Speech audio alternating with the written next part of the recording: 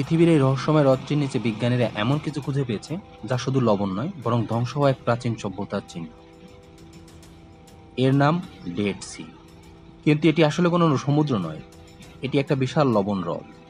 এর পানিতে লবণের পরিমাণ সমুদ্রের চেয়ে 10 গুণ বেশি।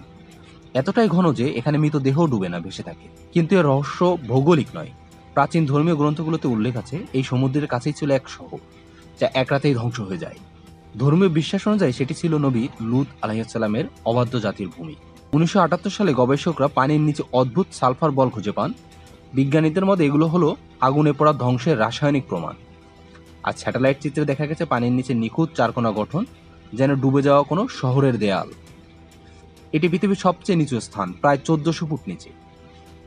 এর কাদা শরীরকে সুস্থ রাখে, কিন্তু হ্রদটি প্রতি বছর শুকিয়ে যাচ্ছে। জলস্তর আরো নামলে হয়তো লুকিয়ে থাকা সেই ইতিহাসটি সামনে চলে আসবে। লবণের নিচে চাপা সেই প্রাচীন ইতিহাস কি আজও নিঃশ্বাস নিচ্ছে? এই অমীমাংসিত রহস্যের জন্য ডেড সি আজও পৃথিবীর সবচেয়ে ভয়ঙ্কর ও বিস্ময়কর লেক।